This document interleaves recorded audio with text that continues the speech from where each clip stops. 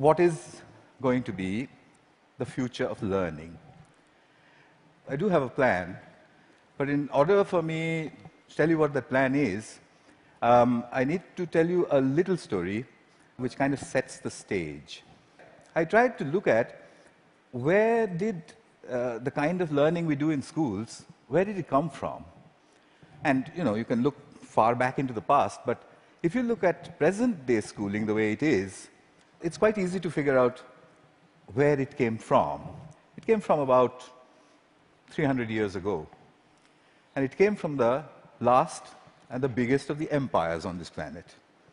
Imagine trying to run the show, trying to run the entire planet without computers, without telephones, with data handwritten on pieces of paper and traveling by ships. But the Victorians actually did it. What they did was amazing. They created a global computer made up of people. It's still with us today. It's called the Bureaucratic Administrative Machine. In order to have that machine running, you need lots and lots of people. They made another machine to produce those people, the school.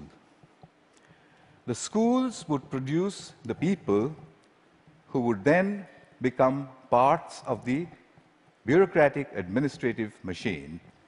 They must be identical to each other.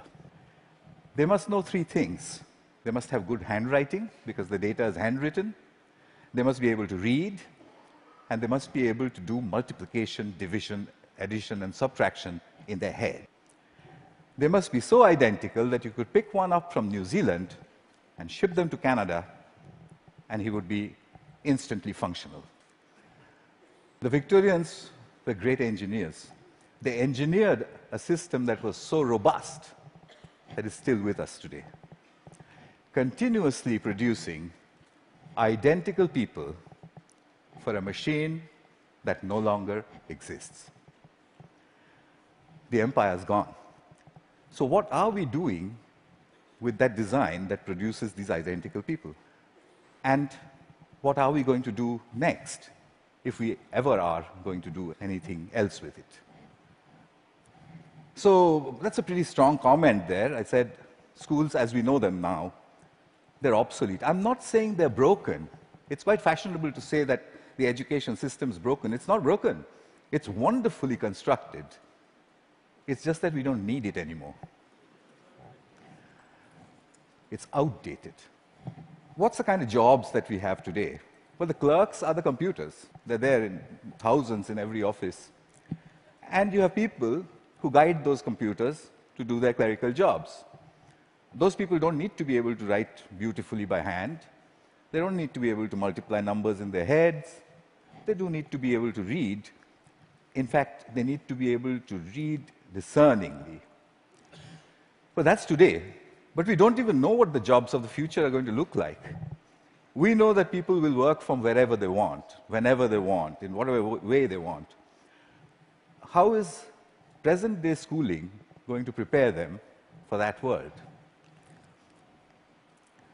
Well, I bumped into this whole thing completely by accident. I used to teach people how to write computer programs in New Delhi 14 years ago. And right next to where I used to work, there was a slum. And I used to think, how on earth are those kids ever going to learn to write computer programs? Or should they not? At the same time, we also had lots of parents, rich people, who had computers, and who used to tell me, my son, I think he's gifted, because, he does wonderful things with computers. And my daughter, oh, surely she's, extra intelligent, and so on. So I suddenly figured that how come all the rich people are having these extraordinarily gifted children? What did the poor do wrong? I made a hole in the boundary wall of the slum next to my office, and I stuck a computer inside it just to see what would happen if I gave a computer to children who never would have one, didn't know any English, didn't know what the internet was. The children came running in. It was 3 feet off the ground, and they said, "What is this?" And I said, "Yeah, but it's, I don't know." So they said, "Why have you put it there?" I said, "Just like that." And they said, "Can we touch it?" I said, "If you wish to." And I went away. About 8 hours later, we found them browsing and teaching each other how to browse. So I said, "But that's impossible. Because, how is it possible? They don't know anything." My colleagues said, "No, it's a simple solution. One of your students must have been passing by, showed them how to use the mouse." So I said, "Yeah, that's possible." So I repeated the experiment. I went 300 miles out of Delhi into a really remote village where the chances of a passing software development engineer was very little. I repeated the experiment there. There was no place to stay, so I stuck my computer in, I went away, came back after a couple of months, found kids playing games on it. When they saw me, they said, "We want a faster processor and a better mouse." So I said, "How on earth do you know all this?" And they said something very interesting to me. In an irritated voice, they said, "You've given us a machine that works only in English, so we had to teach ourselves English in order to use it." That's the first time as a teacher that I heard the word "teach ourselves" said so casually. Here's a short glimpse from those years. That's the first day at the Hole in the Wall. On your right is an 8-year-old. To his left is his student. She is 6. And he's teaching her how to browse. Then on to other parts of the country. I repeated this over and over again, getting exactly the same results everywhere.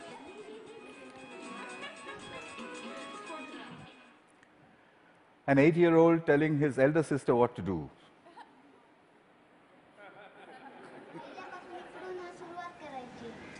And finally, a girl explaining in Marathi what it is, and said, "There's a processor inside."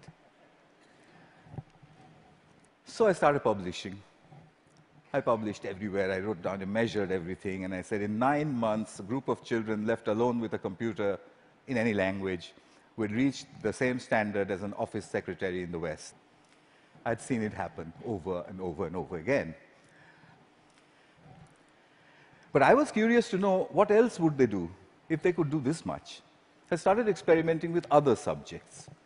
Among them, for example, pronunciation. There's one community of children in southern India whose English pronunciation was really bad. And they needed good pronunciation because that would improve their jobs. I gave them a speech-to-text engine in a computer. And I said, "Keep talking into it until it types what you say." Okay. They did that and watched a little bit of this. Nice to meet you. Nice to meet you. The reason I end it with that, the face of this young lady over there is because I suspect many of you know her. She's now joined a call center in Hyderabad and may have tortured you about your credit card bills. in a very clear English accent. So then people said, "Well, how far will it go? Where does it stop?" I decided I would destroy my own argument by creating an absurd proposition. I made a hypothesis, a ridiculous hypothesis. Tamil is a South Indian language, and I said, can Tamil-speaking children in a South Indian village learn the biotechnology of DNA replication in English from a street-side computer? And I said, I'll measure them, they'll get a 0. I'll spend a couple of months, I'll leave it for a couple of months, I'll go back, they'll get another 0. I'll go back to the lab and say, we need teachers. I found a village, it was called Kali Kuppam in southern India. I put in hole-in-the-wall computers there, downloaded all kinds of stuff from the internet about DNA replication, most of which I didn't understand. The children came rushing and said, what's all this? So I said, it's very topical, very important. It's all in English. So they said, how can we understand such big English words and diagrams and chemistry? So by now, I had developed a new pedagogical method, so I applied that. I said, I haven't the foggiest idea. and anyway, I'm going away. So I left them for a couple of months. They'd got a 0. I gave them a test. I came back after 2 months, and the children trooped in and said, we've understood nothing. So I said, well, I mean, what did I expect? So I said, okay, but how long did it take you before you decided that you can't understand anything? So they said, we haven't given up. We look at it every single day. So I said, what? You don't understand these screens, and you keep staring at it for 2 months. What for? So a little girl, who you'll see just now, she raised her hand, and she says to me in broken Tamil and English, she said, well, apart from the fact that improper replication of the DNA molecule causes disease, we haven't understood anything else.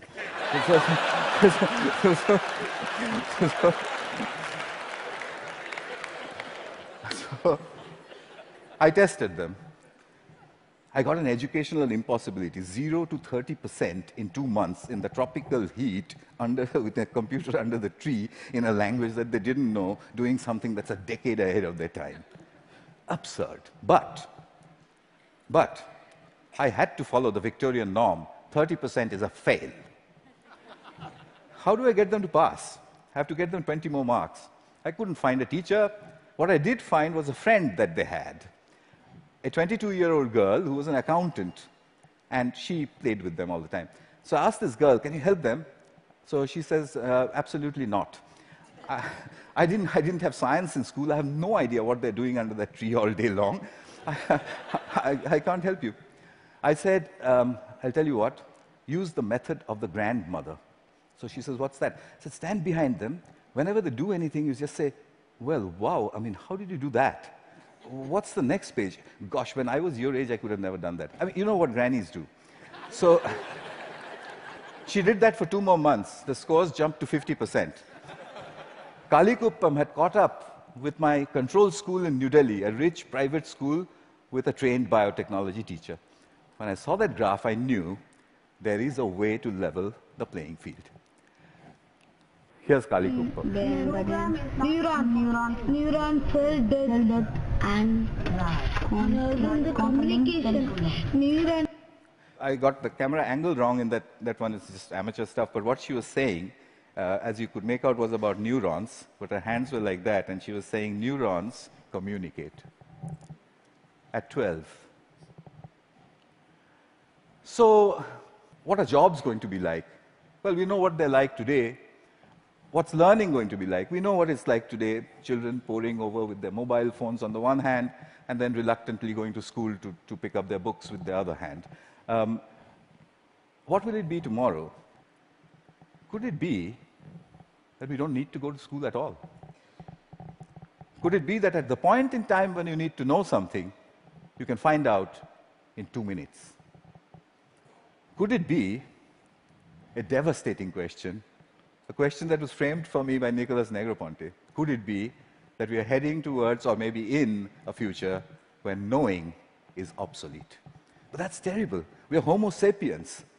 Knowing, that's what distinguishes us from the apes. But look at it this way. It took nature 100 million years to make the ape stand up and become Homo sapiens. It took us only 10,000 to make knowing obsolete. What an achievement that is. But we have to integrate that into our own future. Encouragement seems to be the key. If you look at Kuppam, if you look at all of the experiments that I did, it was simply saying, wow, saluting learning. There is evidence from neuroscience. The reptilian part of our brain, which sits in the center of our brain, when it's threatened, it shuts down everything else. It shuts down the prefrontal cortex, the parts which learn. It shuts all of that down. Punishment and examinations are seen as threats. We take our children, we make them shut their brains down, and then we say, perform. Why did they create a system like that? Because it was needed. There was an age, in the age of empires, when you needed those people who can survive under threat. When you're standing in a trench all alone, if you could have survived, you're okay, you passed. If you didn't, you failed. But the age of empires is gone. What happens to creativity in our age? We need to shift that balance back from threat to pleasure.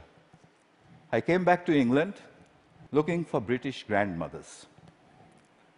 I put out notices in papers saying, if you're a British grandmother, if you have broadband and a web camera, can you give me 1 hour of your time per week for free? I got 200 in the first 2 weeks. I know more British grandmothers than anyone in the universe. They're called the Granny Cloud. The Granny Cloud sits on the internet. If there's a child in trouble, we beam a gran. She goes on over Skype and she sorts things out. I've seen them do it from a village called Diggles in northwestern England, deep inside a village in Tamil Nadu, India, 6,000 miles away. She does it with only one age-old gesture. Okay. Watch this. You can't catch me. You say it. You can't catch me. I'm the gingerbread man. Well done. Very good.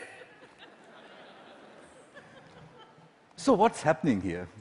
I think what we need to look at is we need to look at learning as the product of educational self-organization. If you allow the educational process to self-organize, then learning emerges. It's not about making learning happen, it's about letting it happen. The teacher sets the process in motion, and then she stands back in awe and watches as learning happens. I think that's what all this is pointing at. But how will we know? How will we come to know? Well, I intend to build these self-organized learning environments. They are basically broadband, collaboration, and encouragement put together. I've tried this in many, many schools. That's being tried all over the world, and teachers sort of stand back and say, it just happens by itself? And I said, yeah, it happens by itself. How did you know that? And I said, you won't believe the children who told me and where they're from. Here's a soul in action.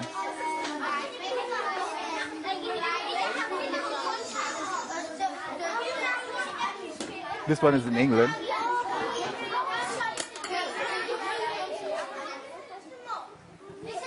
He maintains law and order. Because remember, there's no teacher around.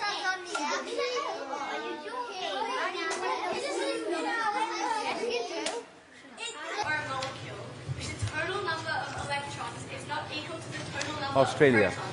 Giving it a net positive or negative electrical charge. The net charge on an ion is equal to the number of protons in the ion minus the number of electrons. A decade ahead of our time. So souls, I think we need a curriculum of big questions. You already heard about that. You know what that means. There was a time when Stone Age men and women used to sit and look up at the sky and say, what are those twinkling lights? They built the first curriculum. But we've lost sight of that wondrous questions. We've brought it down to the tangent of an angle. But that's not sexy enough. The way you would put it to a 9-year-old is to say, if a meteorite was coming to hit the Earth, how would you figure out if it was going to or not? And if he says, well, what? How? You say there's a magic word, it's called the tangent of an angle, and leave him alone. He'll figure it out. So here are a couple of images from souls. I've tried incredible questions. When did the world begin? How will it end? To 9-year-olds. This one's about what happens to the air we breathe. This is done by children without the help of any teacher. The teacher only raises the question and then stands back and admires the answer.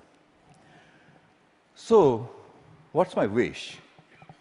My wish is that we design the future of learning. We don't want to be spare parts for a great human computer, do we? So we need to design a future for learning. And I've got to get this wording exactly right, because, it's very important. My wish is to help design a future of learning by supporting children all over the world to tap into their wonder and their ability to work together, help me build this school. It will be called the School in the Cloud. It will be a school where children go on these intellectual adventures driven by the big questions which their mediators put in. The way I want to do this is to build a facility where I can study this. It's a facility which is practically unmanned. There's only one granny who manages health and safety. The rest of it's from the cloud. The lights are turned on and off by the cloud, etc., etc. Everything's done from the cloud. But I want you for another purpose. You can do self-organized learning environments at home, in the school, outside of school, in clubs. It's very easy to do. There's a great document produced by TED which tells you how to do it. If you would please do it across all 5 continents and send me the data, then I'll put it all together, move it into the School of Clouds, and create the future of learning. That's my wish. And just one last thing. I'll take you to the top of the Himalayas. At 12,000 feet, where the air is thin, I once built 2 hole-in-the-wall computers. And the children flocked there. There was this little girl who was following me around. And I said to her, you know, I want to give a computer to everybody, every child. I don't know, what should I do? And I was trying to take a picture of her, you know, quietly. She suddenly raised her hand like this and said to me, "Get on with it."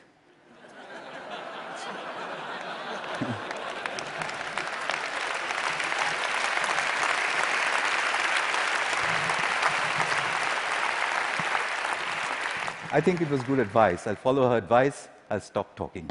Thank you. Thank you very much.